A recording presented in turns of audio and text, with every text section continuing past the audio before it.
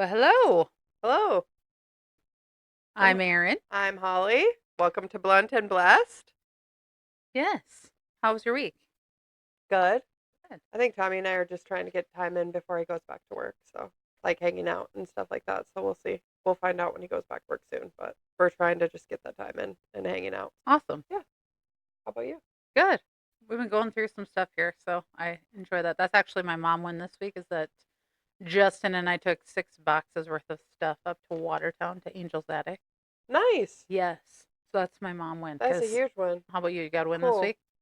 My win is I'm thinking, don't know if it's gonna happen or not, but potentially getting Rigby into like some tumbling private lessons over the summer. So we're gonna look into doing something like that. She really liked the gymnastics clinic at the high school here at the end of the gymnastics season that they do for the sixth graders, just so they have an idea of like, hey, if you want to join gymnastics in seventh grade, you can, type of Yeah. thing.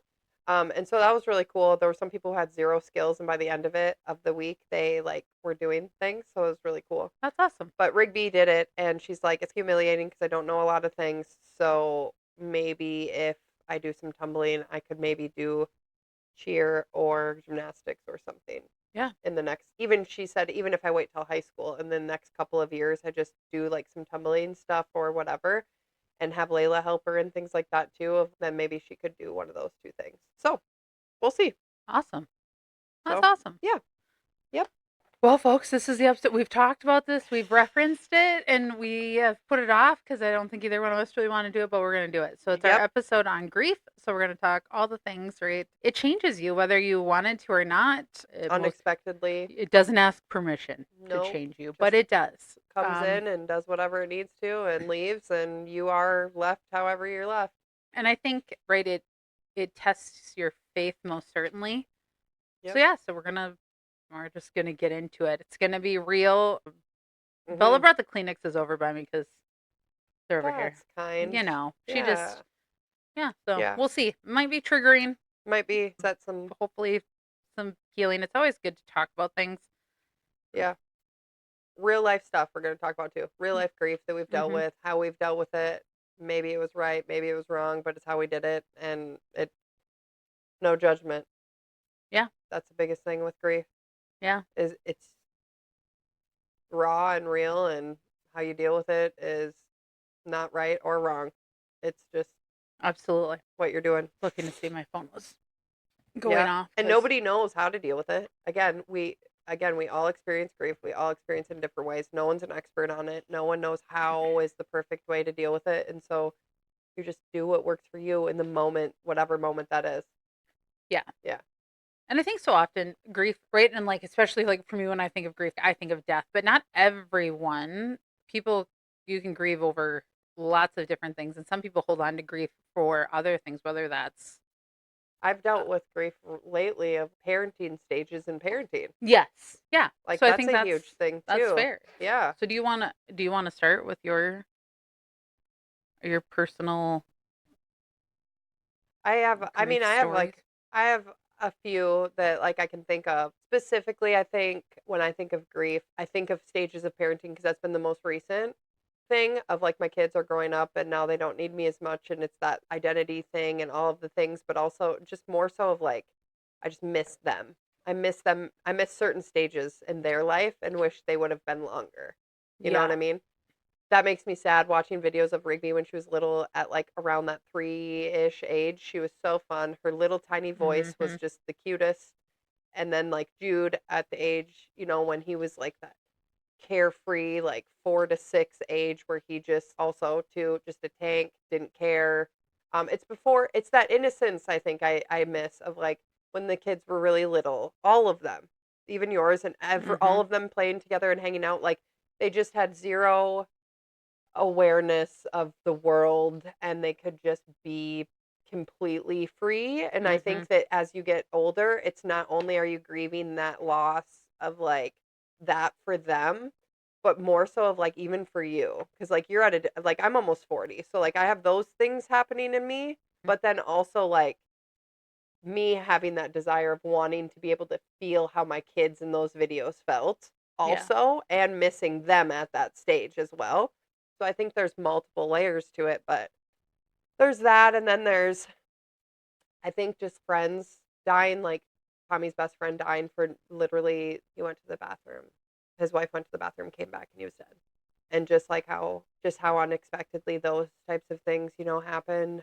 And then like friends and stuff, like my friend that's an addict that died like a couple years ago. Like Tommy and I have been through, in 3 years, we've been to more funerals and done more that than Mhm. anything else in our relationship. And that also sucks. So Yeah. like that, like the first three things that we did was like his really like good family friend and whatever, like one of the kids died in their family. So it was like like almost like a brother to Tommy. And like that was one of the one of the first things we did. And then like my friend Jamie died, and then so then we did that, and then like and it's just what, like one of the first things we did was a funeral. What? So that's just weird to deal with. But then also like my grandma. So I never like, again, this is something we'll probably talk about separately, but being shot 13 years ago, but then also it's easier for me to talk about that than it is to talk about my grandma that died. Yeah. You know what I mean? And it's just like there's certain things where it's like I feel like she played a part in like saving me and things like that too, of like, but also at the same time it's like she was a certain way, and she died in her early 70s. She didn't get that full life, and you just miss certain things. It was just really unexpected. She had a headache. She fell in the spring. She had a headache in June. Nope, October. She had a headache in October, and she had fallen that like spring before when the ice was melting and stuff, and she had hit her head, and she like had a headache one day and literally like went to the hospital in Watertown, and then like she was dead 7 days later. And it's like and she was fine. You know what I mean? Like she was fine. Mhm. And so that, I think that was the hardest part for me, is like wrapping my head around the fact that like she was fine, everything was okay, and then like now I'm visiting you in the hospital and you don't even know I'm here. You Mhm. know what I mean? And Yeah. like then she went into hospice and then she died. Like I don't know. So that's always really weird and really hard to deal with. And my dad, his feelings too, because taking in everybody else's feelings. It's like my dad was like instantly, it's so weird. Like I had already lost my dad, but then he's like, then you lose your mom, and he's like, how quickly like you just feel like an orphan. You just all of a sudden don't have parents. He's like, you have parents, and he goes, and I never thought that I would feel that. I never thought that that was even an option. Somebody in the somebody's in the driveway. The co-op drove in, and Mia's going to protect us from the co-op. She's so small. I'm gonna get you. I'm fierce. Mia, Mia. it's okay, Mia. But yeah, so I think that there's that where those parts of the grief that are hard to, we know that there's grief, we know it will happen, so there's parts of you that knows those certain things, but I think that the parts that take you unexpectedly, like that for my dad, it's like he knew it was going to be hard when he lost his mom. He knew she was dying. He Mhm. knew it was going to happen, right? And like, okay, I have my siblings, blah blah blah. You kind of talk yourself through things, but then there's that feeling of like I feel like an orphan, and like holy cow, I never thought that was going to happen to me. I never thought this was going to be a feeling I was going to feel. And so Right. I think that those things even take you off guard even more. And so I think that was hard, and like helping him and contacting people. And my dad even said like during everything, he like looked at my mom, because I called my one of my grandma's friends, and I was calling some people and letting them know. And my dad's, I don't, and he still to this day tells me all the time, I don't know how you deal with half of the shit that you've been through in your life, because I haven't even seen half of the things you've seen at the age that you are. And like just he's like, the strength that you have going into these things is just commendable, because he's like, I couldn't call like my mom's friends and tell them, but like you are. And he's like, and she was your favorite person, and like you're still able to do that. He's like, I don't know how you do it. I don't know how I do it either, but I,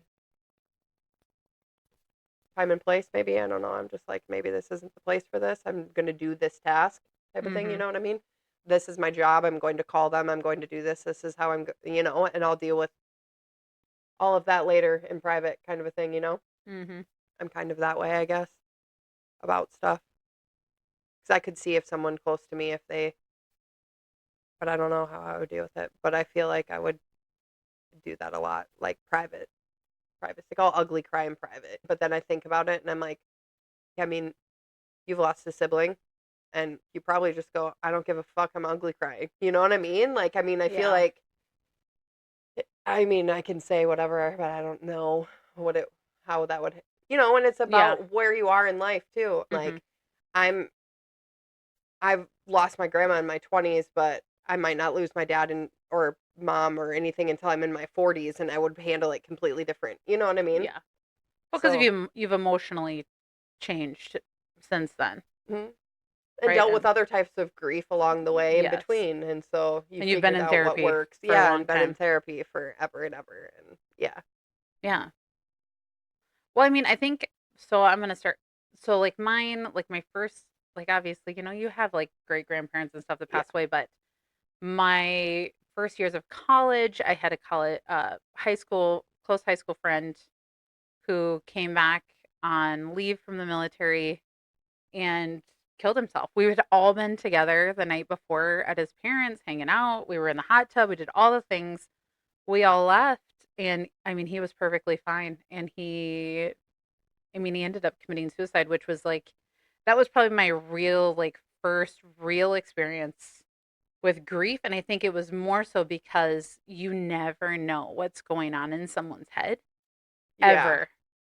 Because Yep. anyone who was there that night would have said, JD was fine. We were all laughing Mhm. and carrying on. And like, you look back and you go, what could I have done differently? Like, what are all the things, right? So then you go through all those stages of, should I have known? Should I have whatever, right? Mhm. And then you watch his family like crumble because everyone's world was turned upside down because no one was expecting that. We had a suicide in our family that was like my cousin, and I was in 3rd grade, and I didn't know. I didn't put the pieces together until I was older. Mm, That like, oh, John killed himself. Like, yeah. I didn't know that because the way he did it, he like didn't didn't shoot himself until later. He like intentionally crashed his car in white and did all Oh, these yeah. things instead, and then like crawled away from his car, then did it. And so it was like I didn't know those details until we were older, but like I was in 3rd grade Hmm. and like trying to deal with whatever the hell that was, and everybody like knew, and I feel like I didn't know till later that like, oh, Now you understand why everyone was like so. why were they were so like distraught by it, and I'm like, Hmm. oh yeah, well yeah, he's young and he died, and I think because I mean, he was a little bit older than I was and stuff, so I think he was in like the end of high school, beginning Mm, of college, something like that.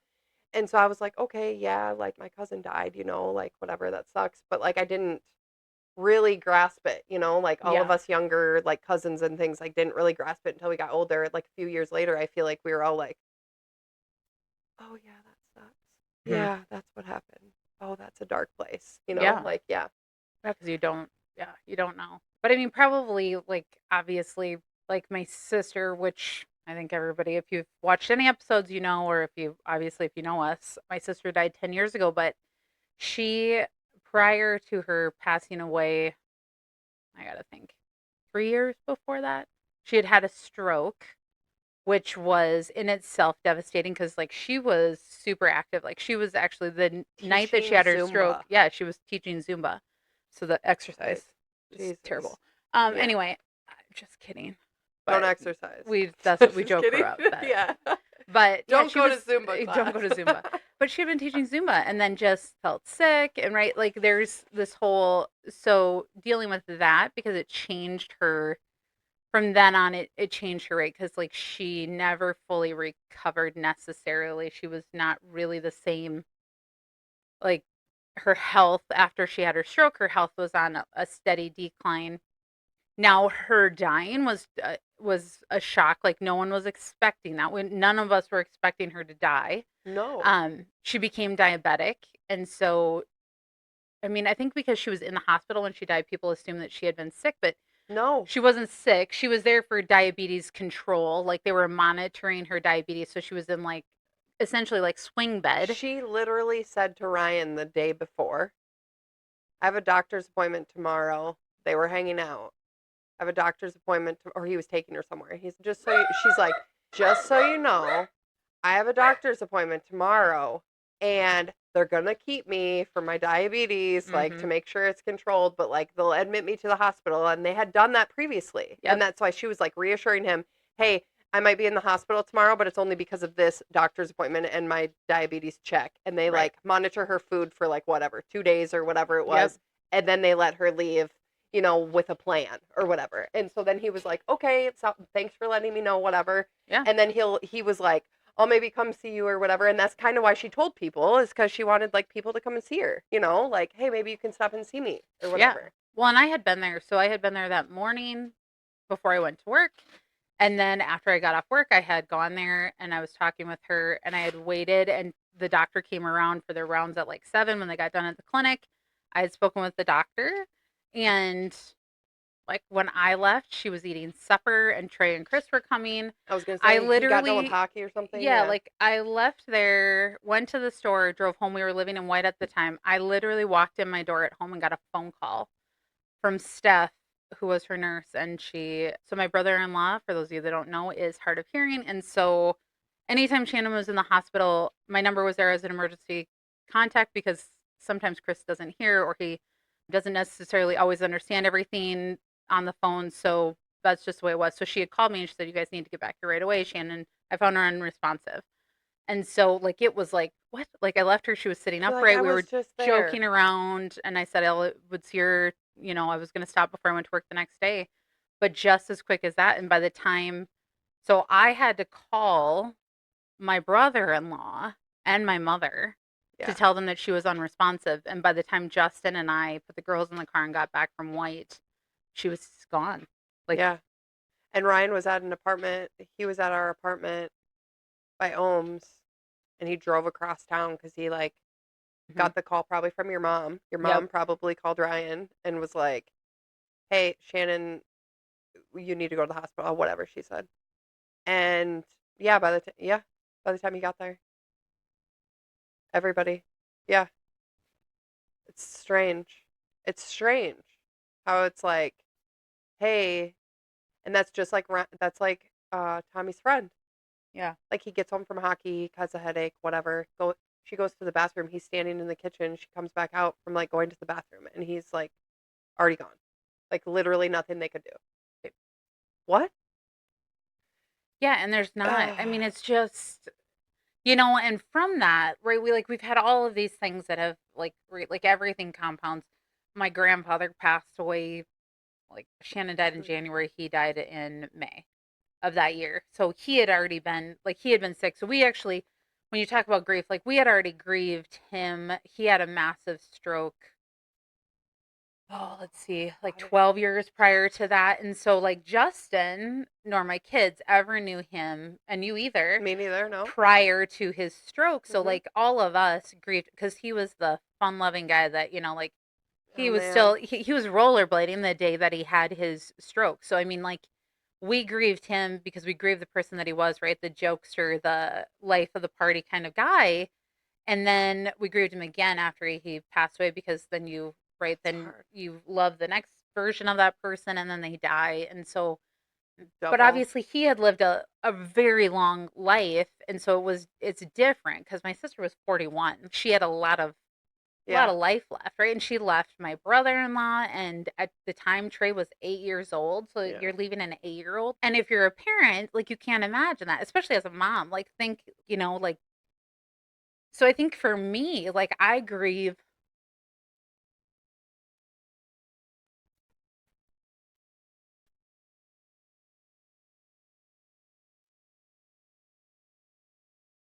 All of it probably. And as you get older, you do grieve all the perspectives. Right, like you have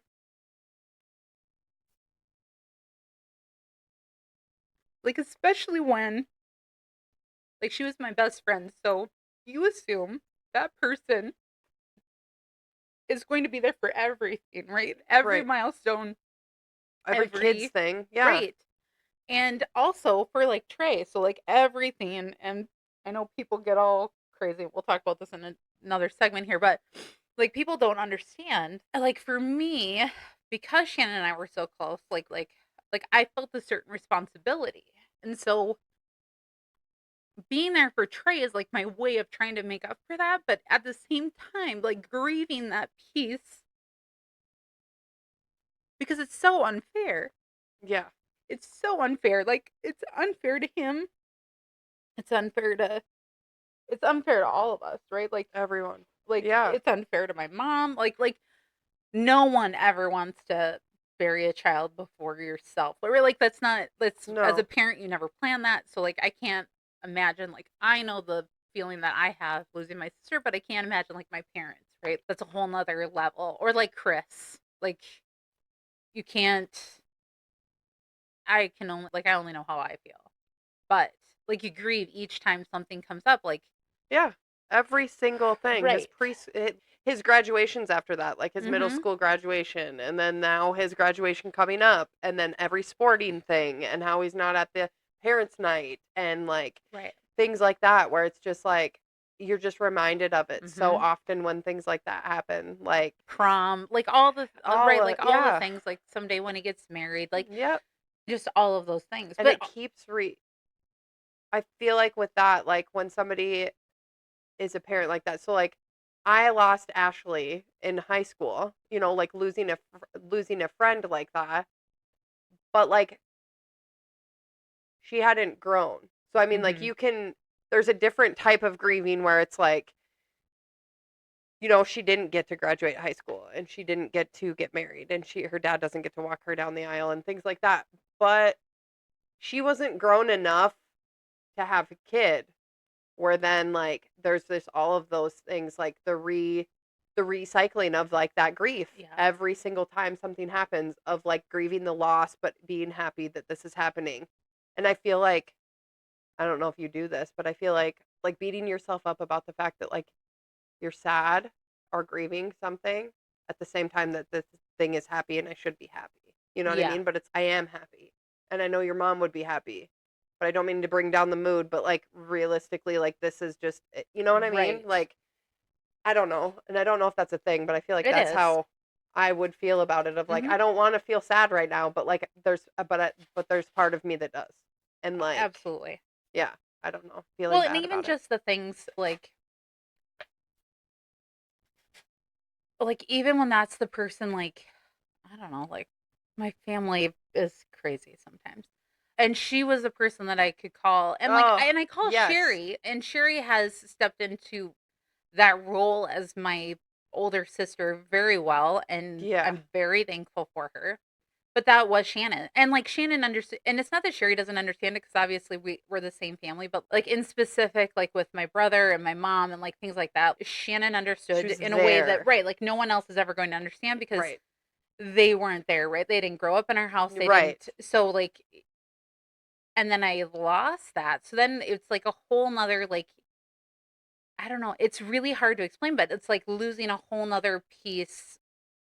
And sometimes it's so unexpected because there's sometimes where I'm like, oh my God, if I could just call her and be like, she'd be like, what in the hell? Yeah, bring out Um, my inner Shannon right now. What would she say to me? Because right, that's how I should handle this right. situation is probably the majority of the time with your family. Although Sherry is pretty good at that. I was Sherry, gonna say Sherry because very she's much a so has the same kind of yeah, the same kind of deal with it yeah. thing. We're not doing that right Hmm. now. Yeah. But when you were talking about like you calling your grandma's friends and that, so when Shannon died, and I think because everyone was and I mean obviously everyone was upset and crying, but there was the time between when she died that night and then the funeral that Mhm. like I was in like some sort of I don't Plan know. mode. I was in just like this like I need to I need help to Chris, take right? care Because of it. Chris was like so overwhelmed with making all the decisions and making whatever. And so I felt like okay, we're just going to we got to do all this. And so Yep. then you don't really You have get time very to much like process. what can I do? Right. Because stay busy. So, like, you don't focus on this because this thing feels like it could literally kill you. Literally. It's so overwhelming that it's like, okay, yeah, we're not doing that. Right. We need to do this. When I think I had kept it all, okay, we're going to do all this, we're going to get all this together. And it actually was because somebody just brought this up not that long ago. So at her funeral, and I don't know if you remember this, but they had the Ryan was casket. lost. They, yeah, we couldn't find my brother, But her casket was open at the back of the church, right? Uh-huh. We had visitation the night before, but her casket was open at the back of the church so people could see her. And I had that moment before, and I really feel bad for Boom. So, because like before they were gonna close it, like we got to go see her, and I had a complete mental breakdown. Oh, because it was the last time you're seeing her. Oh, it like hits you that like this is literally the last time I'm gonna see that person. I couldn't imagine. Right, Oh, I could. I am similar to you. I feel like it's like in that last moment of that's when it would all hit. right. And I Yeah. hadn't really done that yet because I Right. hadn't really had time to even, like the night before we had been with her friends and that, and obviously like reminiscing and stuff. But like that moment, I was like, oh, this is like This is real. it. And you Right. don't really, because you're just like in a mode, so you don't even think Mhm. about that. And so, yeah, then you just have like this, oh shit, Yeah. this is it. Like, Well, and Ryan, I think in intentionally, maybe not intentionally, but like couldn't be found. Like I left him alone on purpose because I remember going to the funeral home and planning like because hmm because Chris was overwhelmed and he all but also not only that because everybody is so close in that family he wanted everybody involved because yeah. she was young. It's not just on him. It is a Danita, Mm, having an input on like what kind of things we get and you and whatever. yeah. And so I'm sure for him too, that's overwhelming because it's not just on him to make these choices. Like, I hmm need to consider these people. But I remember going to those types of things. But when we were at the church, I literally told him, I was like, I'm going to leave you alone to like write your thing and do whatever you want to do. And like, I'm going to, deal with the kids and whatever. Because unfortunately, Shannon died on Michael's birthday and then she was buried on Jude's birthday, Yeah. was Well, her she died funeral. after Michael's birthday. Was it? Yeah, because I thought it was the the 17th. 18th was that's her anniversary. She died on the 21st. Oh, No, yeah, I right can't think. after.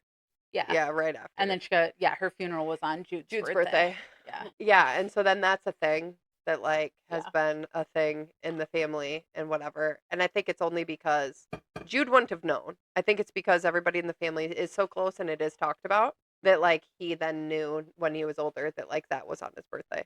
Yeah. But like all of those things and I left him I think part of him was taking as long as he took though because he knew that they wouldn't close. You know what I mean? Yeah. Yeah, because he was writing. So there was like The there was a drawer drawer thing. in there, and so everyone got to write notes or cards or whatever. So Ryan was writing his, and no one could find him. Mhm. But yeah, yeah. So that specific instant, and obviously it affected your life too, right? I mean, it affected all of us in such a way, and then In it's completely different ways, yeah. yeah, and then there's lots of things that have come since then, right? Different things that we've grieved since then that were like residual things that went on after that. And so Right. Yeah. it's like a constant thing. And you don't ever forget. It's kind of like I'm sure there's things all the time that remind you of your grandma. Like I'm Oh, reminded yeah. daily. Like Yeah. I don't think that there's any day where I don't think about her.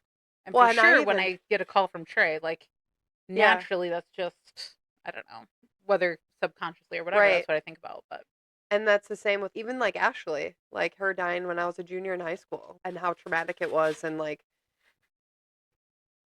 I mean the seniors were already done with school, so we were a week away from graduation. The seniors are done, a few days oh before yeah, everyone yeah, else and we were done with school or they were done with school and she, ran a stop sign and her sister died and her sister was a 5th grader and she was a junior. But like Jamie, like the stuff like how you're saying like it lingers and it affects people differently. I mean like we have the suicide stuff, that where it's just like nobody ever really knows how somebody's feeling and the hmm masking of that. But then there's like, the motherhood and the grieving cycle of Shannon. And then there's Ashley too, in the sense of, and there's Jamie who turns into an addict because she literally blames herself until the day she dies, overdosed.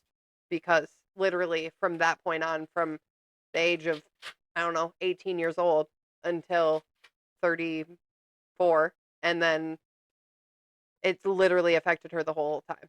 In and out of prison, in and out of treatment centers, in and out of everything. And like hmm it's just and then being the friend on the outside being like, it's not your fault.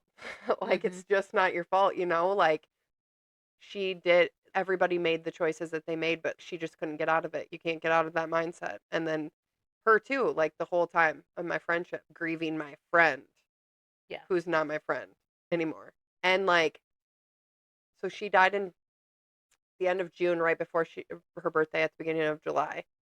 And this was like 2 years ago or whatever. And when Tommy and I had like first got, and he knew her, and he, I had just seen her the March a year before, and she had called me. She had messaged me on Facebook from jail in Brookings, and I didn't know she was in Brookings, but she had messaged me and she had asked me if I could pick her up.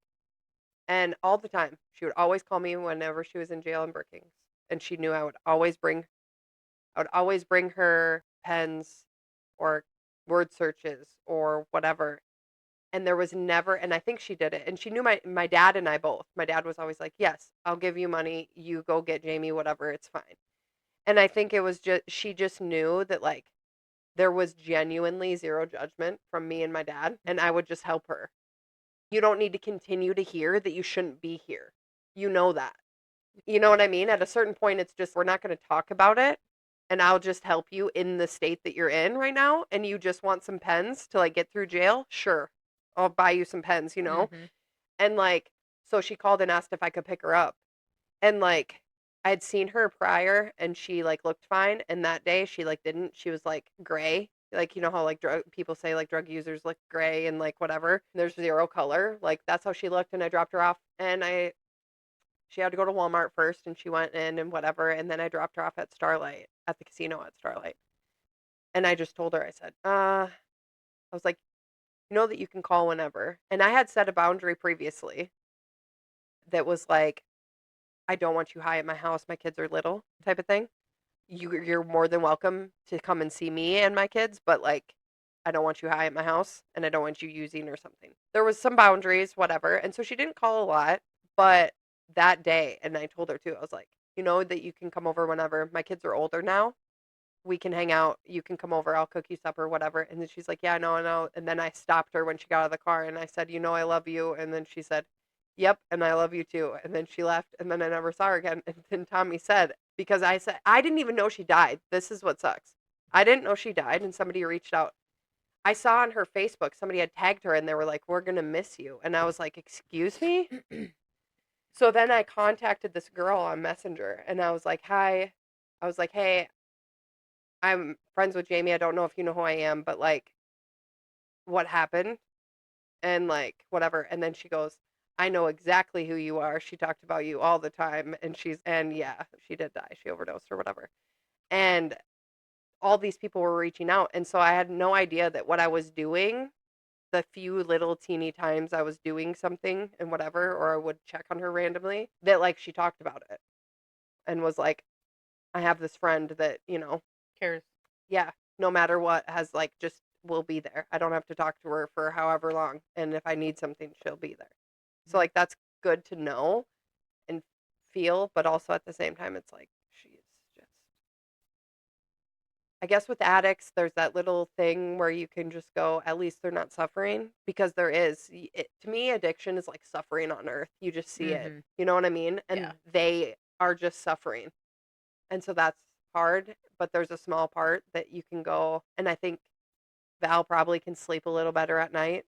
And again, that's a shitty thing to say out loud and whatever, but that's got to be honest. I mean, if I had an addicted kid and then they turn into an adult and are out on their own doing whatever, like there's no way that you don't worry every Mhm. single day and are just there's a piece of you that's just not well because they're not. And then like when that's has to be a weight off your shoulders, but like obviously then as a parent, if you feel that, you have to feel guilty for feeling that. You know what I mean? Mhm. Yeah. For being like that weight's gone, but also that means my kid's gone, but also they're not suffering. So like I feel like that'd be really hard to do that. Yeah.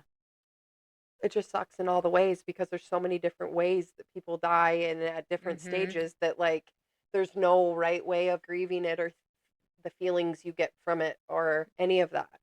Well, and it's kind of like trying to, so like, and we did talk about this briefly, but like the girl's classmate of Natalie's committed suicide this year, and it's so that's a different stage of life, right? Like, because she was a teenager, right? And you have all of these, you, even if they were struggling, which I feel like All kids are all kids are struggling. struggling, God. I've never heard of so many kids like 10 years old killing themselves in right? my entire life.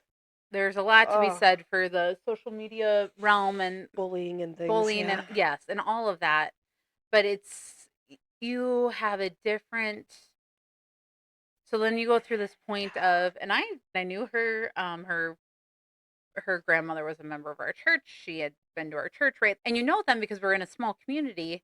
And so then, like, and you're trying to help your kids grieve, like Ugh. that is a whole nother level of, I don't care how much you've been through yourself, trying to help your kids Ugh, that's is, so hard. yeah, it is, because it's like a whole nother level of you trying to process it. And there's really no good way to process. I don't care, suicide in any form. It Yeah. is, even as an adult, I cannot wrap my mind around that. So to try to help teenagers Yeah.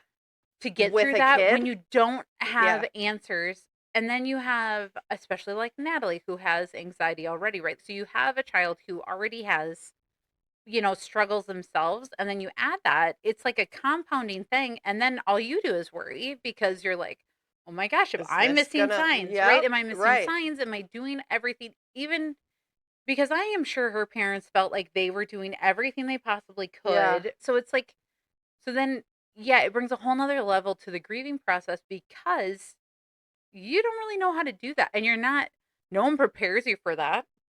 No. Therapy doesn't prepare you for that No. either. We talked about it in therapy, but that's, you can't really be prepared for that. And I Yeah. mean, you just can't. Even It's, when I heard that, and then too, I don't have any kids that go to school in Volga, but there's the ripple effect. Obviously, people mm-hmm. in Brookings know her, and nowadays with social media, everybody knows everyone. Yep. And I remember saying this to Tommy, and I was just crying, and I was like, I can't imagine being like Natalie or somebody in that grade, losing a friend, and like Satabria specifically, I know that she was friends Yeah. with her and stuff. That like I saw these things, and then because of social media, we didn't have this. Ashley died, and I remember I hugged Natalie, and I was like, "Hey, I lost a friend like when I was in my junior year of high school too, but it wasn't through suicide, but it was still an unexpected, terrible situation, but not suicide."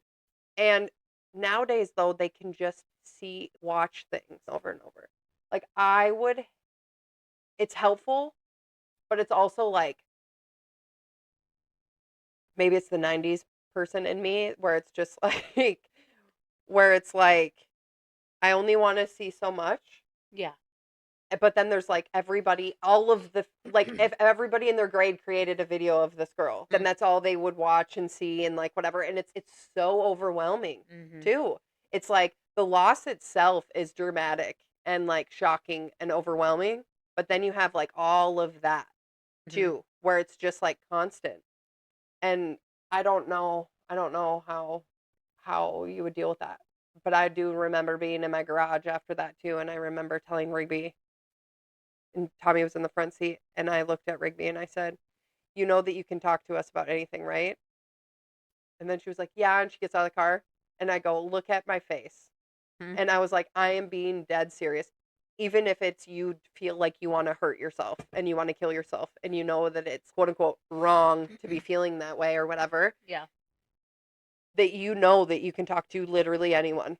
Like you know that I said, I don't even care if it's me. There's a person in your life that right now that you can think of right now that you could talk to, right? And Mm-hmm. then she's like, "Yeah." And I was like, "Okay." And then she like left and I looked at Tommy and I was like, I couldn't I said, different again, and I said this to him, you grieve different things in your life in different ways. And I said, I would have dealt with this completely differently later. And I said, but now having a mom, now being a mom with children and dealing with a suicide, it's completely different, you know? Because I Yep. go to like my cousin had committed suicide and you with your friend and Yep. like all of that. And then you're just like, okay, but this too, though, is a completely other level of I have to deal with the triggering things that it's bringing up in my Yep. own past and life, but also how do I help my kid? And then also, because we are empaths and we feel things from everyone, I couldn't imagine being a parent of a kid that committed suicide. Mhm. Like, I've thought that many times mhm, since Cammy committed suicide, thinking about her parents yeah, and like how do you even so like for myself, I talked so Pastor Laura, for instance, her and I were talking and she's this is our worst nightmare. And I said, absolutely. Like yep, something that her and I have both worried about. And then you're like, I can't even imagine because I know how I feel with just the thought. So to imagine what her parents are going through, I just can't even. So you're right. Like being a parent oh, brings a whole nother level yeah, that one you never expected, or nor did we want or sign up for. no, No, that's not. that's not part of it.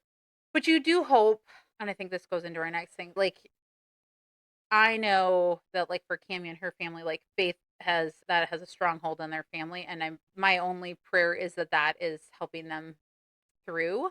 But it is also as someone who has experienced grief and loss myself, it is hard. Like you want something to shake your faith to the core, grief will do that. Oh yeah. That will, Question and put yes, everything in question. Not even just your literally everything. Like, am hmm I doing the right thing with my life right now? My life could be done. Like, it just brings so much to the yeah, forefront of that like for perspective wise of holy yeah. cow.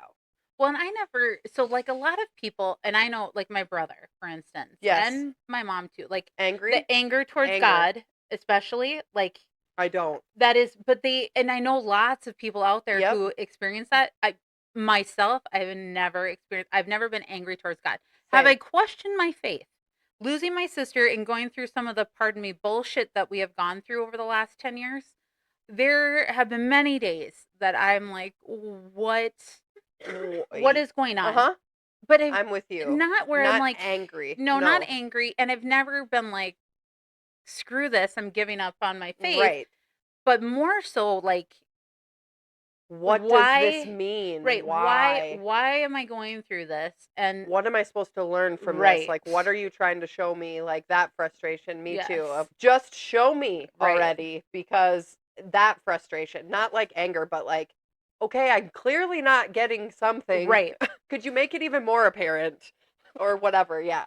Well, and Like, I definitely have felt this silence. So I am very much an open person, dialogue with my faith. So like I will have conversations with God in my car, whatever. And in my deepest spaces of grieving is when I felt like God was silent. Like all I wanted was answers and I felt like all I was getting was silence. Like yep. like I wasn't Right. not that I Yes. felt alone, but No. I felt like I have all of this building up. I have Mm-hmm. all of these questions Like, and you're not helping me here. no, there's nothing. Yeah, and that's hard to deal with. Yeah, I mean, and you and I can't speak to the anger portion. I mean, I can understand how people get angry, I Yep. guess. And especially if I can see you're not your, solid in your faith or but if it had like, happened if my sister had died 15 years prior, it would have been a totally different situation because I was not in the same place with my faith right. 15 years prior to that. I think that too, though, again, that mom's perspective, I can feel I feel Mhm. like there's a small part from, like, your mom's perspective of, like, she wasn't supposed to be gone before me. You Right. know what I Oh, mean? And so, absolutely. like, that Yes. that is where I feel like her that anger I can't speak for her, but I feel Right. like that's where that anger piece could come from. Yes. Because I can't speak to the anger piece, and I don't think I could feel it, but then when I think I don't think I could feel that, I go, maybe if one of my kids was taken before it was their Yeah. time, I might get a little angry, Yeah. Yeah. and at just everyone. And that's the thing. I don't think also I again I don't want to speak on this too much about like for your mom, but again I feel like there, and I think this is anybody, but I feel like your mom and like Ryan too. In their anger, they weren't just angry at God; they were angry at everyone. They Yeah. were just mad Yeah. at the world, which is understandable. My Mhm. sister or my daughter is gone. I don't care about anything you have to say or what you know what I mean? Like, Right. I feel like that was more where that came from. Because, like, my mom had a sibling that died, and I was young, and my mom didn't come. I have never talked to my mom about this, and now after this, she'll probably want to talk to me about it. But her brother John died unexpectedly, just like Tommy's friend, brain aneurysm, like dead. Yeah. Nothing you can do. And my mom didn't come out of her room for like a week. Yeah. And that's all I remember. Like being a kid, I'm young, and all I know is my mom is in her room, and my mom's not coming out. Yeah. And my dad goes in there, and then my mom's not taking us to school. My mom was this certain person, and for that week, and like for a while after, and they went to the funeral and stuff, and like my grandma watched us and whatever. But like, yeah. So like she's lost a sibling too, and in that around that same age, probably. I think my mom was probably around that same age as like what you were or whatever. Yeah. And yeah, I that's the only thing I remember. And so I mean, it sticks with me because I don't remember a lot of things, but I remember my mom not leaving her room. And she Yeah. did say that her brother died.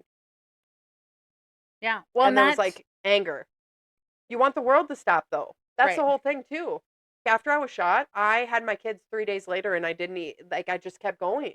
And that's a grief thing too. I mean, yeah, I didn't lose anything, but I lost the person I was before, the Mhm. things like that, all of that. Well, your And safety and security, right? I, Like yeah, yeah, everything was your trust. yeah, everything was rocked and like that same type of feeling where it's just like, can the world just stop and acknowledge Mhm. this for just a second?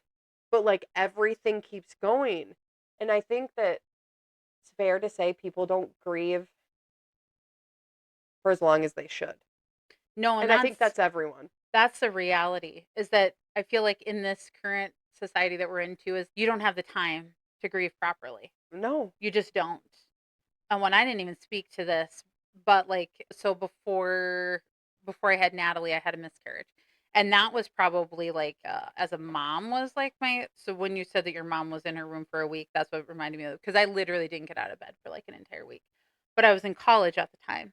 So they did let me take like a essentially like a medical leave, Yep. but I was gone from school I think for like 4 or 5 weeks and I was like none it Like just nothing. right. Right. And I didn't and I really didn't even process it probably properly, but that's because no one lots of times people don't want to talk about that. I think now people are talking about it more, Yeah. but that was well, People are Natalie's talking about a lot. 17, so that was 18 years Yeah. ago, People are talking about a lot of things now that 19 years weren't ago. talked about, which Right. is good. But that's so it's a whole nother level of yeah, no one ever gets the proper amount of time No. to grieve. And they think I think there's a lot of things that go into it. I didn't get a proper time to grieve because I had my kids. Jude and Layla. Layla was what? I don't know, 5 and Jude was 2. I hello. This happened on a Sunday and I had my kids by Wednesday and I just kept doing what I was supposed to be doing. Just stop.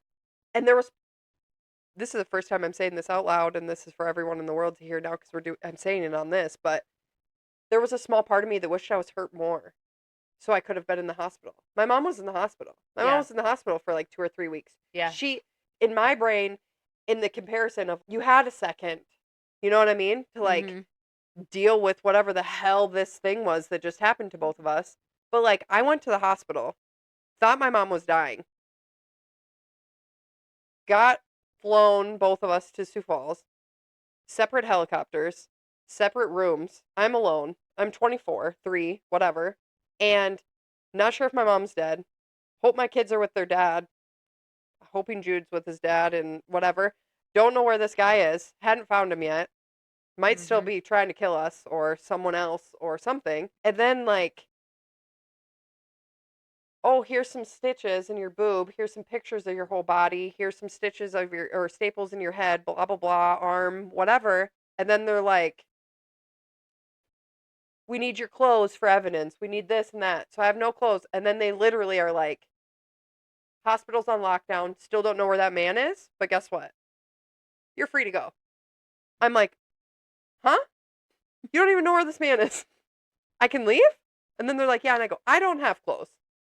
So they like found a Sioux Valley Hospital shirt in the bottom of the closet Okay, because cuz that was Sioux before it was Valley Sanford.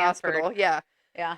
So there's a Dr. Oz Sioux Valley shirt and some scrub pants and sticky socks. See you later. I'm like, what? Mm. Literally. Got shot at 8 p.m. and I was leaving the hospital at like 1:30 in the morning. So crazy. Huh? But then I also feel like, so like What you the had your fuck? kids and you didn't have that time. But then even after that, I feel like everyone puts, and once again, I feel like this is if you haven't had any major thing to grieve over, like people put like a timeline Yeah. on it. You should be over that or get over that or whatever. Like these are some of the insensitive Yes. things people say, but like, Yep. why are you Hasn't still? it been long enough? How Yes. long ago did that happen? That Like there's that like a, condescending, like yeah, like there's a there's a, cutoff? yeah, there's a timeline for Oh, your that's grief. only a 5-year grieving Mhm. process. You're past that. Yeah. Like what? I still to this day have things that bother me. You have things that trigger you and like remind Yes. you of different things or whatever. And I listen to certain music or like Mhm. I have my grandma's strawberry plate and I have a quilt that like I used to use when I was at her house. And so like seeing those things and being around them and like every time I see strawberries, like I just think of my grandma and Yeah. like it and that's awesome. But then there's the bad grieving of like afterwards, I had my kids right away, and then a month later, 2 months later, whatever, I'm not sleeping. Yeah. Didn't happen right after, but it happened like months later. Mhm. Like, I'm not sleeping at all. All I feel is him grabbing me. I can't sleep at all. Okay, well, then I'm like, I have a job. Yeah. And the biggest thing that, like, two people were saying, like, it wasn't that a while ago, blah, blah, blah. I was shot on Father's Day, so that's in June. And 4th of July is 3 weeks later. Yeah. Well, I didn't realize that fireworks sound like guns until after you're shot by a gun, and then you're like, "Oh, hey, Mhm. I don't like that." So then it's like this happy time that's supposed to be fun and supposed to be great and celebrating our country and like how great it is like making me feel unsafe and I can't get my bearings. And so like there's that, and then like not sleeping and all of those things. Like I went to my dad and he was working, and I said and I came in there all flustered. I can't imagine what I looked like, but, like, having not slept and things, and I just was like, "Hey, do you have some money for gas? I just need gas and cigarettes." And he's like, "Are you okay?" And I'm like, "Yeah, I'm fine." And then he's like, "Could you just sit down for a second? You just don't seem like you're okay, whatever, like." And I told him, I said, I said, "No, I'm not. I'm not sleeping, but, like, I can't. Basically, there's nothing I can do about it, so, like, this is where I'm Mhm. at." And he's like, "Okay, but what do you mean?" And I'm like, explain to him and whatever, and then I said, "I feel like he's grabbing me, blah, blah, blah, whatever." And then I said and I couldn't imagine here now at this perspective, I couldn't imagine hearing this from one of my own children. But, like, he was like I said to him, I said, "If this is I don't know if this is gonna change me for better or for worse. Like, I don't know if I'm gonna be a better person or not from this." And I said, "But I do know if I feel like this the rest of my life, I wish you would have killed me." And my dad's okay. And then my dad is great about never saying anything that he doesn't know or feel. And Yeah. he's like, "Well, I don't know how that feels. And I'm sorry you feel that way, blah, blah, blah." And then he like gave me a hug. And he gave me a hug and he squeezed me really hard. And he said, "I don't know what I can do for you, but I hope if you have dreams like that again that you don't see him and that you feel this instead." And that's literally all he said to me. And I was like, "Okay, whatever." And then he gave me money and I was on my merry way. And I am not kidding. Ever since he did that, I have had Brett has been in my dreams, but he has not one time touched me or grabbed me ever. And ever since ever since my dad squeezed me. That's all it was. And I'm like, "Huh. You just needed something to replace that, Yeah. right? Like that's like Yeah." what you replace. And, like, again, he doesn't say the right thing. He doesn't know how to say things. He hasn't experienced things, and he'll be the first person to tell you that, like, "Man, you've dealt with a lot more shit than I have. Like, I have no idea how to fucking help you," you Mhm. know? And but the little things he does say. This is a Tommy thing too. Tommy hasn't dealt with a lot. He doesn't know this trauma and these things that I've experienced in my life, but he's just like my dad. He Mhm. doesn't say a lot. He doesn't know a lot what to say, but the fact that he's honest in the fact that he doesn't know what to say is all I need them to be. They both are like, "I couldn't imagine how that feels. I have no idea how to even help you right now." Mhm. And just them being vulnerable in that moment and telling me that Yeah. helps. And I Mhm. tell them both that. I'm like, "That's all I need from you is to Yeah. be who you are."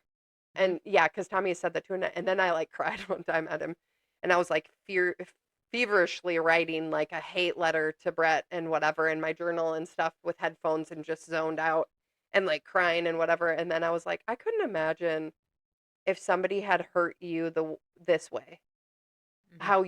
how I would feel towards them. And I said and then he like looked at me and he kind of got a little teary eyed and he's yeah, I don't like him at Right. all. But there's parts of me too that like grieves that of I wish I could see him. There was always been and probably always will be a small part of me that wishes he would have had to go to jail so I could go see him. Right. So you could tell him But what then it did to you and like all of I'm that. Is never gonna that get what I want from it though. yeah. That's the whole thing. Like even if he was alive, I think he'd be out now, and I think I'd have to be scared. And then so I'm glad that he's dead, and I don't have to deal with that. But like I always think about like what I would say and all of that, but I don't think it wouldn't matter what I said. I would never Yeah. get the right answer. There's no right answer. Why did you try to kill me? Is there going to be a right Mhm. answer Yeah. where you go, "Oh, okay, I get it. I know why you tried to kill me." No, there's no one who's ever going to Mhm. say that in the Right. entire world. Yeah. So like there's no the best case scenario happened, but still like and I wouldn't change it for the world. And I say this at the high school when I talk at the high school and everything, like I wouldn't change it for the world because it's genuinely made me the person I am. It's made me extremely aware of my surroundings. It's made me a better parent. Like it's made me have a different perspective when parenting my kids Mhm. about telling them the truth about this, that, and the other thing, and being very open and honest with trauma and Mhm. things that bother you and things like that. But also not limiting yourself. Okay. Yeah, I had a terrible experience happen to me, but I don't use my anxiety or certain things as an excuse to get out of something. Yeah. You know what I'm saying? Yep. For it seems trendy to have a mental illness right now, you know Mhm. what I mean? And like just using those, I feel like it's hard for people like me and Natalie and other people that I know that have severe anxiety about different things and it truly is debilitating for the people who use it as like that's triggering to me. I'm not going to do that. Like, you know what Mhm. I'm saying? The difference? Yeah. Yes. I can't do that. And that's I think what makes people also deal with grief in a shorter span than Mhm. like what's their body's wanting or what they is comfortable for them is that peer pressure from like everybody else, but also the I don't want to seem like that type of person, Yeah, I like don't care. the pity party type person or like whatever. I'm now at that point in my life where I don't care. And I think it's because I felt before I didn't have like a support. I have Tommy and I know now like if anything were to happen and I needed time, I would take the time and no matter what that looked like, he would understand and he Right. would take care of whatever needed to be taken care of. Mhm. Well, And and I that's like I have Justin, and like I don't like he went through whole different side of that. Obviously, he cared about my sister, and but then he had to watch this whole thing unfold, and then yeah, helping your kids and like yeah, I don't know. yeah, and I like wouldn't your have gotten through it wife. without Justin for sure. Yeah, you have to have someone Yeah. who can. Yeah. I've literally told Tommy that. I said, "I'm so glad that we have each other for like when Hmm. our parents die because I can't imagine that day." And then I say to him all the time, I said, "Just so you're aware, the day that Grandma Gigi dies is going to be the worst day in the world for multiple fucking people." And I said, Yeah. "You just know this." I said, and he goes, "Nope, I know." Uh huh. Yeah. And Yeah. then he's like, "And I already know the day that your dad dies is going to be like the worst." But I mean, like, having that support system, and him and I joke about it and we can laugh about that. But realistically, I am thankful for that. And he knows that I mean it. I mean, like, when Right. something happens to his brother or his parents, like the fact that I'm here and he Hmm. knows that I can do it and being that person, taking turns and like that's what a relationship is of like, okay, now I'm taking on all of this because Yep. this might affect me and yeah, it'll hurt me if something happened to his family, But it's but it's different. hurt. Yes, it's different and it's a different hurt and it's a Yes. different thing and so I will step up and do what I need to for our family. Yeah. And it's the same vice versa. Like if somebody happened to my brother or my parents, like he would step up. Yes, it would affect him, but he would step up and like that give and take. And like you Mhm. really see too in relationships that that give Mhm. and take when like grief and loss and things happen. I feel like you Oh, really see absolutely. that. And Is Justin always knows there can be random, just the most random things that will trigger me. It doesn't even have to be anything like monumental. Like small things will trigger a memory or whatever. yep. And I'm a shower crier 100%. Like that is the one place that I will.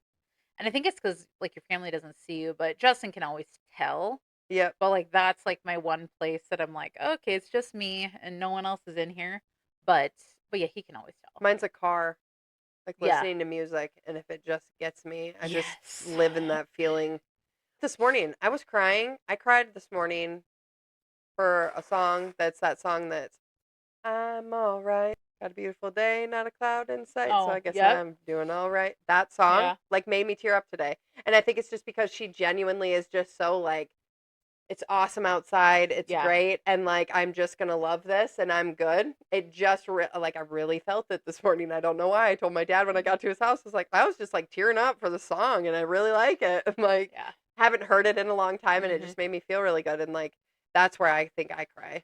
Yeah, And music definitely does it. like music, Yeah. words to music and stuff really gets me. Like there's a song Mhm. Jamie and I used to listen to all the time, and a couple like she used to sing Whitney Houston, "Dance with Somebody." Like she used to sing that, get in my car and sing it like so loud. And so whenever I hear it, I just laugh and I turn it up and I'm just like, this is funny because she Mhm. used to listen to it. Always a music thing. Yeah. Yeah, music definitely does that.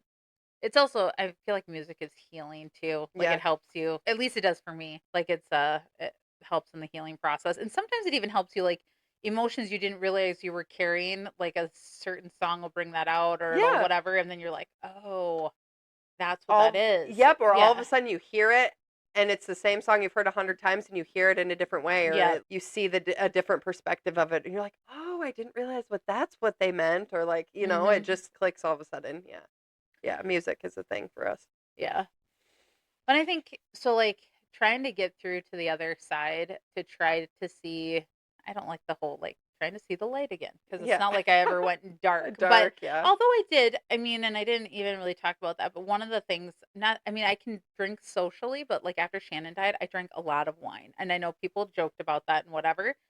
But there was at one point where I looked at Justin and I was like, okay, I am like drowning my feelings with wine. Like because it was like it seemed like such a Right, I feel like as moms, it's kind of like a joke, right? Like you're a Yeah. wine drinker and whatever, but I literally there would be a lot of days where I'd be just like, "Okay, I'm just gonna drink this whole bottle of wine," because then like you lose all that feeling. I haven't drank like that in a long time, but definitely after Shannon, I did, and I mean, I think it takes you I have to think have if like a anything wake happened up to me, call. I would turn to a different type of substance, but Yeah, I would see myself doing that often, I'm yeah, sure. because just to like numb yourself, Yeah, like I just for a understand. second. And it's that whole I think it's that has to do with the perspective like I was saying like can the world just stop for a second? Yes. Like that's what it does for Hmm. you. And because the world doesn't stop for a second, you find a way to stop the world Yeah. and get into whether that's getting into your own headspace or whatever, but you're basically stopping the world. You Yes. become numb, the world keeps going, you stay here and you can then deal with Hmm. whatever it is however you need to. But it's like that feeling of like, I'm gonna go away for a minute. Well, I think for me, it definitely took. So like I'm gonna speak to like Shannon specifically. So Yeah. like the things that help me to get through to the other side. One, we're gonna combine several of these. I think we've talked over a lot of this, Yep. but like my kids, definitely. Like if it would have happened prior to me having children, I think we would be at a different place than we are today. But Yeah. my kids definitely because they gave me a reason to get up every day, right? And they had lots of questions and things. But also, and I don't know if you were there that day that we were all Yep. sitting at the funeral home, I and think so. Bella was at the table with us, and she made a comment about, like, why everyone was so sad and why everyone was crying and whatever, and her comment was that they and because our came kids were from a young, kid. and our kids were young when she had her stroke, and they saw her struggle, walk with a walker, and be kind of not Yep. healthy Yeah. for numerous years. I think she had a different outlook, and this is probably like where I knew that my kids were faithful, and their faith was pretty rock solid. But Bella would have only been, so what is she, 3 years younger than Trey? She So she would have been 5. 5. Then she sat at that table with all of us adults, and she's, why is everyone crying? Like, why is everyone sad? Aunt Shanning's with Jesus. Yep. And the thought of, like, she was just like, It's so she can walk matter of without a fact. walker, and she's happy, and she can do all the things, right? Like, so, like, specifically my children helped get through to the other side, because it was like, okay, like you see, and that's also probably why my faith didn't waver. I often wonder, had I not had my kids and like leaned on my faith as much as I did, partially for them and for myself, but hearing that from a child, like, Yes. what's wrong with you Yeah, adults? basically, Right? hello. Like, why are you Yeah, guys sad? Like, that she's was with basically Jesus. a Like, slap of right. hello, everyone. Like, it was just one of those things where it was like, oh, okay, Oh, you're right. I don't have that perspective, Bella, but thanks. Because, yeah, really bringing that to perspective of like, yeah, she doesn't have to walk with a walker anymore. She doesn't have She's any of healthy. those. She's Right. healthy. So yeah, I mean, I think that definitely, yeah. But it's funny though, because people always assume, so we can talk a little bit, like we've talked about like some of the crap people say, like get over it, hasn't been long enough. But I'm going to talk about one specific instance, and this is and I know that you've heard this. So after my sister died, I had gone to church in Brookings with my mother, because my mom was going to church in Brookings, so I had gone to church in Brookings. And at the time, we weren't living in Volga. We were living in White. And the pastor of our church showed up at our house. And he told Justin, because Justin was the one that answered the door, that I needed to quit blaming God. And the thing that he didn't know is, like, Justin and the kids had still gone to church at our church. I hadn't been going, and he assumed Yep. that I wasn't going because my sister died and I was blaming God. What he didn't know, Is that he you did were, find out, yep. but that I was going to church in Brookings with my mother, So your mom didn't go alone. Yeah. because I wanted her to still go to church, because I wanted You her to felt lean it on was God. important for her Right. to lean on God and not get lost and not go. But this is a good, you don't know what you don't know. And Yeah. and he definitely was in a place where he should have probably asked more questions. Yes. And he should have reached out prior to that, but to come to my house and make an assumption and an accusation, essentially, was a giant turnoff. And that was the day I looked at Justin and I said, we have to find a different church, because Yeah. I can't, like, Yeah. I'm sorry, but, and it wasn't the church. I know if you watched last week's episode, and Bella said it wasn't, it's not God that hurt you, it was the people. And she was 100% right. It was the people, but it is really hard when it is the leader Yes. of that place. And lots of people had that same kind of feeling, and I'm sure it's probably the talk of coffee at one point. So I'm sure Yeah. it was a discussion that was had not just by him, but probably some of the other people. But they made an assumption, and that was 100% not true.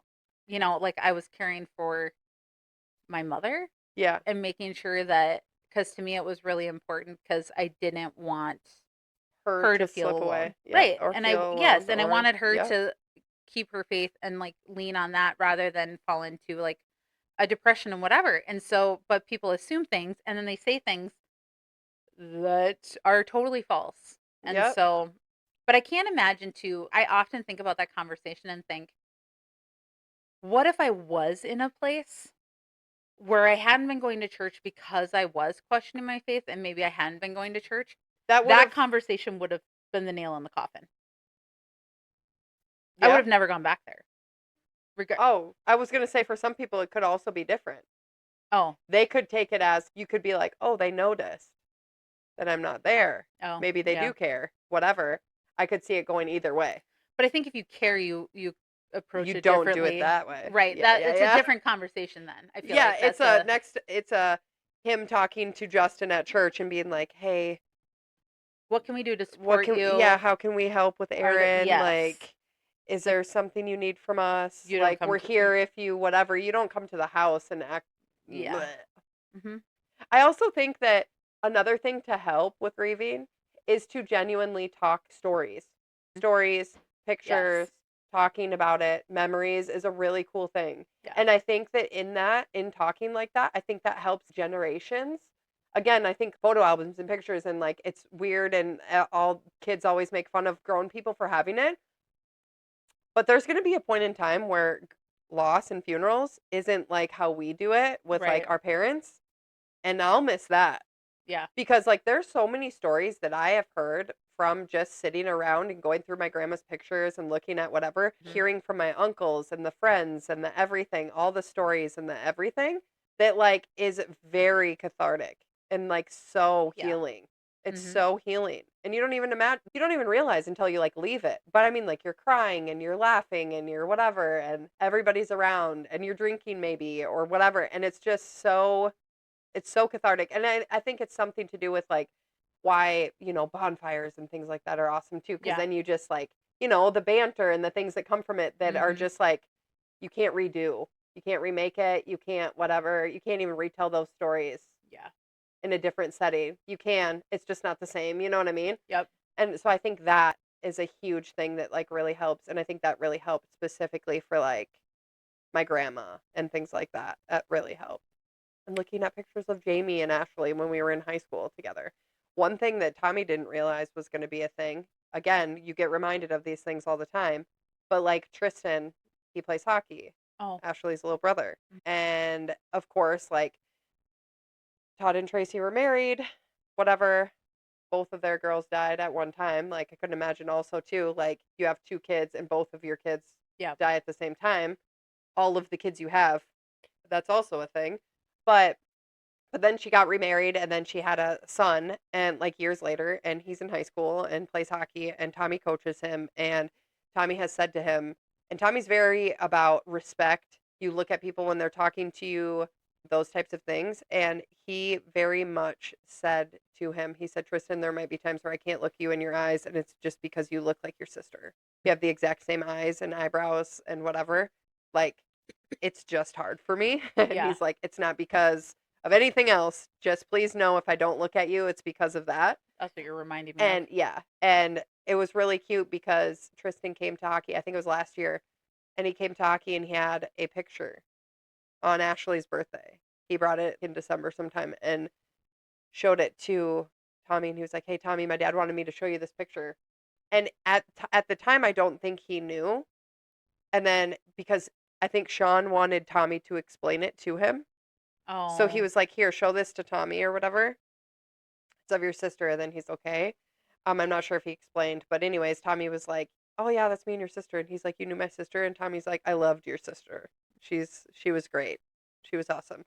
And like, but it's this picture of Tommy and Ashley together. And so Yeah. Tristan thought that was cool that like so like all those things come full circle, you know? Mhm. Like it's just crazy, but I do think that stuff helps a lot. It does. Yeah. And I think that's probably where I first realized that maybe not that I was, but like that your mindset has turned is when you can talk about those stories and they don't instantly, not that I don't cry, because I do still cry when I talk about like Shannon, but when I can talk about a story and not instantly want to just bawl my eyes out, like, right, like it is part of the healing process in that too. And part of that is me wanting, like you were saying, like to share, like, especially with Ray. Yeah. Right, because he was only 8. So, like, these are the things I loved about your mom. These are all the awesome things we did. These are all the fun, like, Mhm. memories I have because he doesn't have those. Yep. Or even, like, my girls to be like, "These are all the things," right? And Yeah. especially when they're fighting with each other, I'm like, "Oh my god, I wish I had my sister to fight with," right? And then I'm like, which they both, I'm sure, would roll their eyes, but a 100% I say that all the time. And, like, it's just, like, recently when Ryan was moving into grandma's house, they went through stuff and they brought, like, these photo albums, Mhm. like Ryan did, and he goes, "I didn't even look at them. I just know that they were, like, my mom's." So he brought them over there, and I was doing Trey's hair that day, and then, like, grandma was like, "What are all these? This needs to go in the trash." Grandma Nita was like, "These Mhm. are cassette tapes from our house fire. I'm not listening to cassette tapes. If I wanna hear this music, I can find it online now." You know what I mean? Like, Yeah. I'm throwing these away. Well, then there was a box of, like, these photo albums underneath it. And they were, like, old school, those leather ones that are, like, rectangles, and they're Yeah. just, like, whatever. So she's looking through them or whatever, and there was pictures from Shannon's and Chris's trip. Was it their wedding? So those Someone are that else's whole wedding. box is Shannon's pictures. Whose wedding was that in Mexico? It was Chris's cousin. Chris's cousin's wedding. Okay, so there was a Yeah. whole bunch of from when she had her hair braided, Yep. and, like, all of that. and like parasailing and doing all the things. And so they were looking at him, and it was so funny because I was just like, "Ooh, look at Shannon. She's just a babe. She's tan. She's a brown, like Beyonce. Mhm. Blah blah blah." I'm talking, you know. And Trey's just laughing, like in his like I don't want to fully laugh, but he's like holding his lips together because Yeah. he's trying not to laugh type of Yeah. smile, you know, Mhm. type thing. And then I was like, I looked at him and I go, "Come on, Trey." I was like, "Look at your mom. She's a fox." And then Mhm. he just laughed. Whatever, Holly. I was like, or Grandma tried to pull some feelings from him, you know? And I was like, "Grandma, he'll look at these on his own of his mom. He doesn't Yeah. need them shoved in his face right now." I was like, "Just chill out. He's happy that you have them. He'll look at them later, Yeah. like whatever." But it was funny, and I was when I was leaving. But I mean, like he had friends over and things like that. But it was really funny. He was just like, "Of course, Holly's making these comments." But I literally looked at him and I go, I would tell her if she was standing right next to me.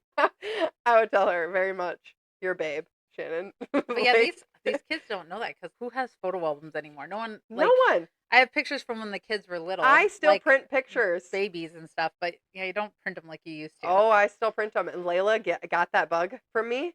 Layla prints pictures too. There's a drawer that we just moved recently of like those plastic drawers, you know? And Oh, there's like yep. the middle one is like this gray thing, whatever. We pull it out and there's a stack of pictures Mm. like this in there.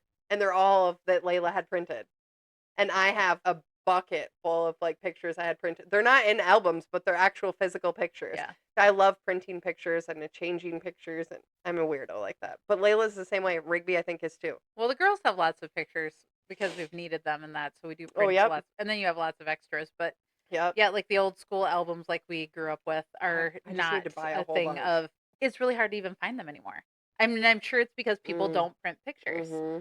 I mean, you probably order it on Amazon, but I Probably. mean, it's not like a You don't go to Walmart and down the photo aisle, you yeah, don't there's see albums anymore. Yeah, no. yeah. It's just You frames. don't. You Just do not frames. see that. Yeah, no. No. That's so Not like funny. you used to. I lately have been praying way more than ever. And Mm. I always pray in the weirdest places. Like I pray at night. If I can't fall asleep, I'm like, "God, can you please help me fall asleep and like be like get good sleep?" Like my brain's going, "Can you please stop it?" And I literally will say the same thing over and over. I will literally pray the same thing over and over. Mm. And Yeah. then it happens. I literally just like Yeah. by doing that gets Mhm. all the things out of my head because now the only thing like it's in my head is my prayer and praying. You know what I Mhm. mean? And so like it helps all the time. And my mom used to tell me that when I was younger. So I've like wavered in my faith, but there's been times where my mom's voice is in my brain and you can talk to God whenever you want. Just pray Mhm. about it. Literally has always said that. Hasn't ever come naturally to me until recently. It's second nature. I finally told my mom after we were shot, I was like, it's because I went down the why rabbit hole after I was shot, and that's a Yes. terrible rabbit Mhm. hole to go down, but I did, obviously. Why Yeah. did this happen? Why did he do this to me? Why?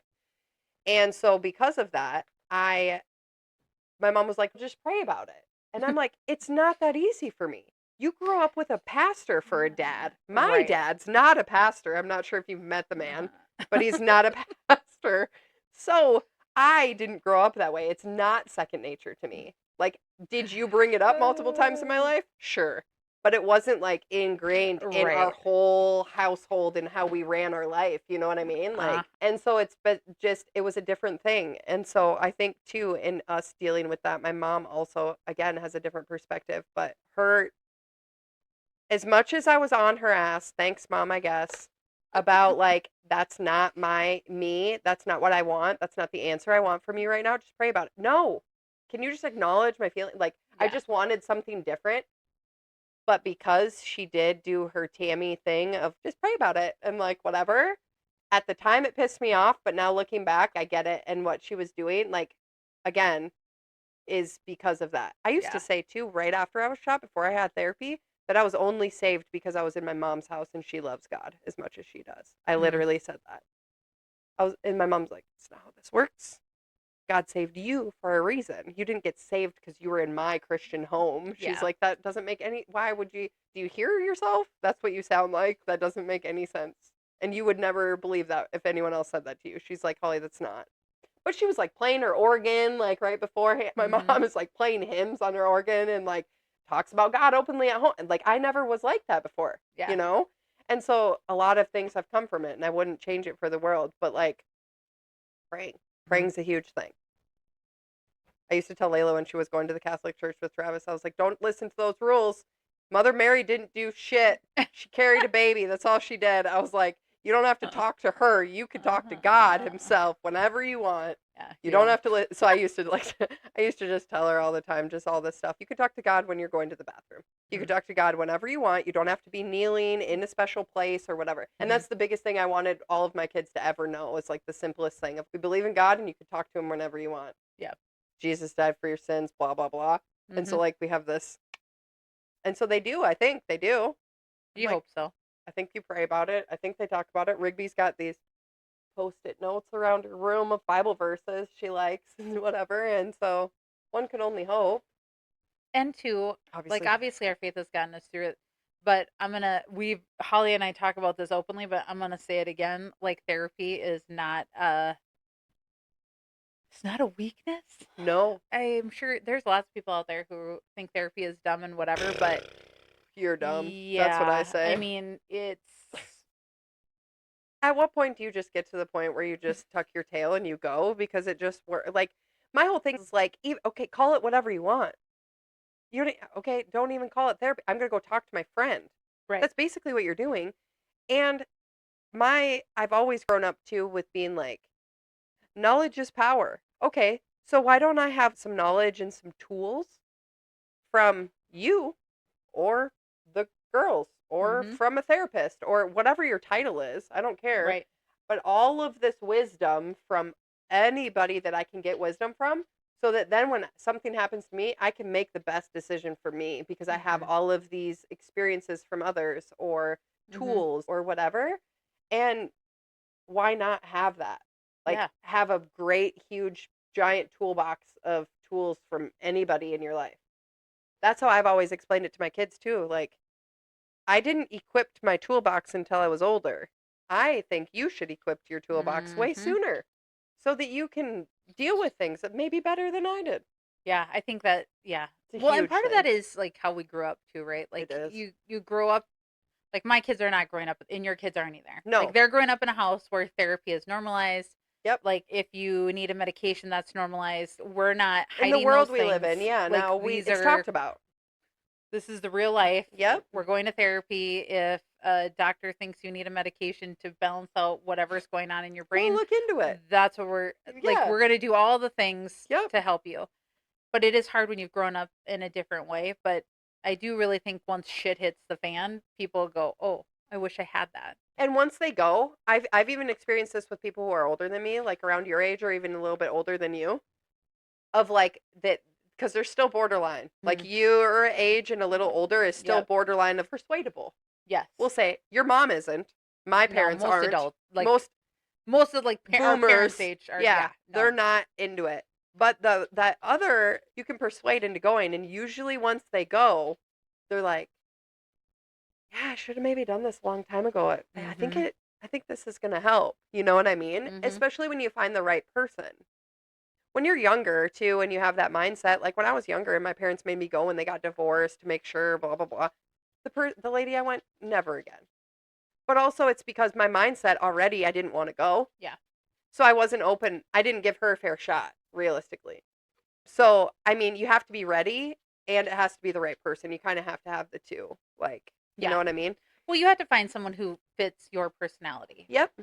Like Natalie's had some that she didn't care for. Like you do have to find someone that you're comfortable with and that, you know, My I don't know, therapist has the is same me. vibe as you. We are the same Yeah. human and we deal with things the same. Yeah. Yeah. You have to find someone that you're yeah. And And it through might take my a minute. yeah, it might take a lot of tries. Hmm? Yeah, going to like one that your mom recommended or one that your friend recommended. Just get feeling the vibe, going to somebody that you think maybe you go to a male, maybe you go to a female, like Mhm. try it both out, you know? But like yeah, my therapist now at this point since I've gone to her for 12. Isn't that insane? I've seen her for 12 years or 10 years. And she's gone through so many changes in her own life Yeah. on top of mine and my stuff. Mhm. Like we both have like grown and because of the relationship we have, we talk to each other. Like I'm like, "How are you?" Cuz like now it's to the point where it's just like we just kind of chat and check in. But there Yeah. are some things that I do still need some advice on, like, but it doesn't take the whole time. Yeah. So we kind of just catch up the first however long. And she tells me, like what's going on in her life and like, oh God, you'll never guess. And, or she'll be like, you'll think this is funny. No one else in my life did, but you will because of like our trauma bond. We have Yeah. similar like trauma and stuff. And so that's also cathartic. Mhm. Like when you get that longevity with somebody like that, I mean, how Mhm. could she not be like a friend? Like she Yeah. knows so much about me. And I Right. know about her now too. And so that is also very healing and very Mhm. helpful. I'm not a what else does your coloring help you? It does. Yeah, like that's where I can just my mind can just be In you no don't have to man's land? think Yeah. and you can yeah, so it does. I don't do it as often as I would Please look like. up the one color coloring books, or you don't even have to look them up. No, you probably should. Because you have enough permanent markers and coloring things, so you have any color, but it genuinely forces you to just choose one color and then you color all of the places that are marked and it turns into a lot of times people use black because black and white is more drastic, so the picture Yeah. looks a little cooler. But I've done it with other colors. I'm like, I'm gonna do orange for all of these, and I do orange. And it's cool because you're also not like I don't know if you get, but I find myself if I'm a certain type of anxious, that coloring makes me a little more anxious because I'm trying to figure out how I want to color the Yeah. picture. You know what I mean? And so I get it doesn't always help how I want it to Mhm. help. You know what I Yeah. mean? So these one color ones, they've helped a little bit because I'm just like, all right, and we'll get my black marker and we're just gonna Do color. all that. Yeah. Yeah, I can see that. Yeah. I can. Yeah, I can totally see that The being biggest thing I think in all of this, in everything, is reminding our kids, ourselves, everyone that like there's no time limit. I think that yeah. that and I think if anything, like you say the wrong thing to people, right? People say the wrong things. Like, Yeah. aren't you over it? Whatever. It's like, why don't we just continue to say to people like, yep, grief takes time. I'm here for you if you need it. Yeah. That is so nice. That's the nicest thing you could say to anybody who's grieving anything. And just that slight reminder of like, yeah, grief takes time. Mhm. You're going to be hurt for a while. Just recognizing the obvious, Mhm. basically, because you've gone to so many extremes with grief and things. It's like just recognizing that obvious of, yeah, you're going to be hurt for a while. Yeah. And I'm sorry that you're feeling the pain that you're feeling.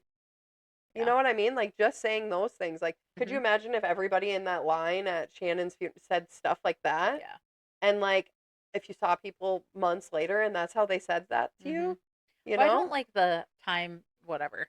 Like time heals or grief gets Oh, better with time. And it really it doesn't, it it changes. changes. Yeah. It doesn't get better. Yeah, it It's not changes. better. No. That's the worst word to put with it. But that's what people and I think it's just because people don't know what to say. And I Right. always now I think I'm just because when you've gone through a major grieving process, you're much more careful about what you do say to people.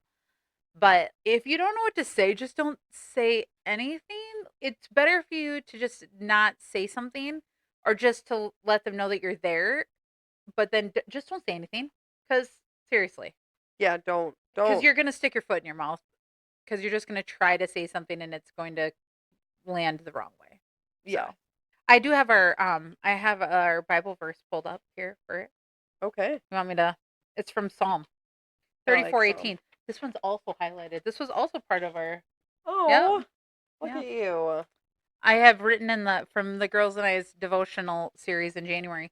I have written on the side here, God cares about your feelings. So this is Psalm 34:18.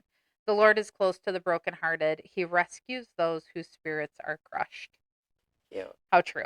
Yeah, I don't know where I would be without my faith cuz man, I often think that like people that don't Yeah. like if you don't have a relationship with God, I don't know how you get through to the other side.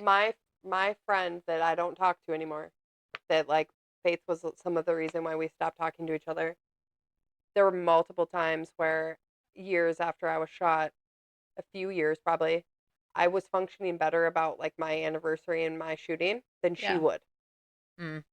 And I'm like, it was my thing. and it affects you even worse than me. And it's because, and she would always ask me, how do you just, because I don't know, because I have faith, Yeah. because I know that there's a reason these things happen, because I Mhm. truly believe that in my heart and soul. Yeah. That's why. But yeah, like people who don't, she like, she would, she was in a really dark place from my shooting. And it's just so weird of like, she went down the why rabbit hole of like why this happened to me, but she didn't get out of it. Yeah. And it's because she doesn't have that.